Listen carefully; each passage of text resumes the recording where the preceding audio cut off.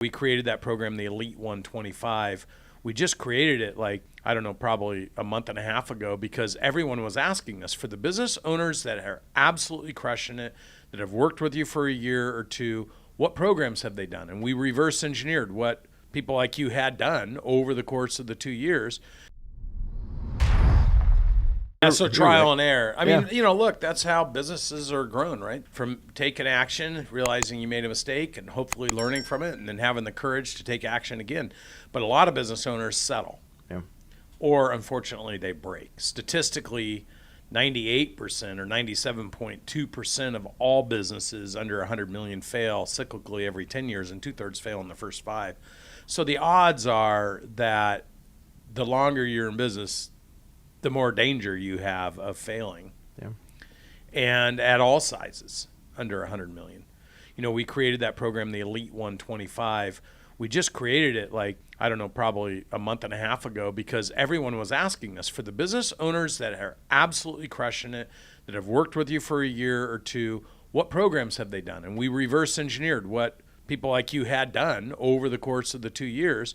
And we were like, we created a program called All In, and it's where you're like, I want to go to 125 million, and I want to be prepared to do it in the next 15 months to 18 months, and I want to go all in. And since launching that program, we have 40 business owners that have gone all in. When I use the word all in, what does that mean to you based on the experience you've already had in the last couple of years? Well, it means a lot more. I mean, you kind of get into that 10X group.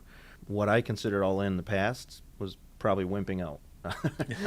So I've kind of learned that, and being around all these people that are truly going all in has been kind of humbling, and you kind of want to follow suit with that and rise to the occasion. So I think it's been having a team that's following me humbles you when you keep hitting that ceiling.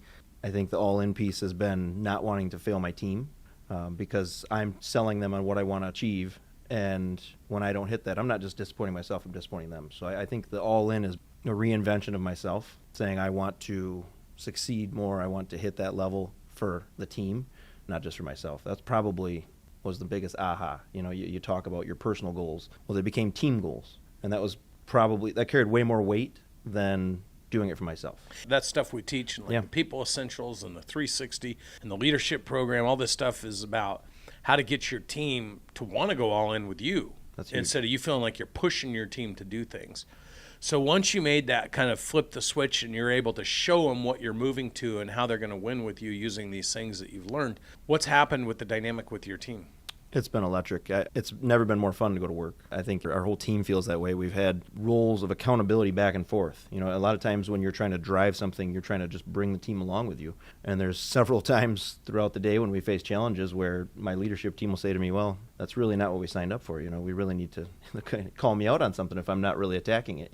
So that's good. And that unity has really made it fun to tackle some of these big challenges because I've got the team that's saying, no, we want to do this. We want to take this on. That's probably brought me more joy in what can be the most stressful time in growing a business than I expected. I've not enjoyed going to work more than I do now because it's exciting, we're growing, but I have a whole team that is so excited about it, wanting to learn. I mean, we started a book reading series of things that people can do in 10X and all that stuff, and I paid out money to everybody because they're reading these books, they're engaged, and they want to do it. It's just self-development has become electric in the office. And when you're in there and you're doing people's personal, professional, financial goals, and you've got a clear picture with your platform where you can show them where you're going and how big your business can get, you understand what the net worth opportunity is, so all of a sudden you're like, well, I could take some of that and sprinkle it around and make sure I align people with the bigger picture of the business. And you start delegating roles, responsibilities, upside opportunities, creating future leaders. Isn't that more fun than just chasing another project? Absolutely. Yeah, we've been able to roll out a lot more employee benefits and things that have really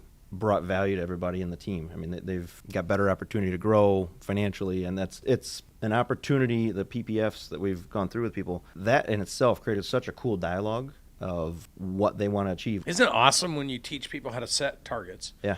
Go accomplish those targets, and then they win personally, professionally, or financially. We've done tens of thousands of PPF planning, personal, professional, financial goals. And a majority of the time they say no one's ever asked them what their goals are. Yeah. So just asking them and getting them to explore it, and then showing them how to actually establish and set those goals, and then encouraging them, investing alongside them, and then rewarding them when they do hit the goals. It trains people how to do that. And if they don't learn to do it for themselves, they're probably not going to learn to do it for the business. Right. That's been my experience.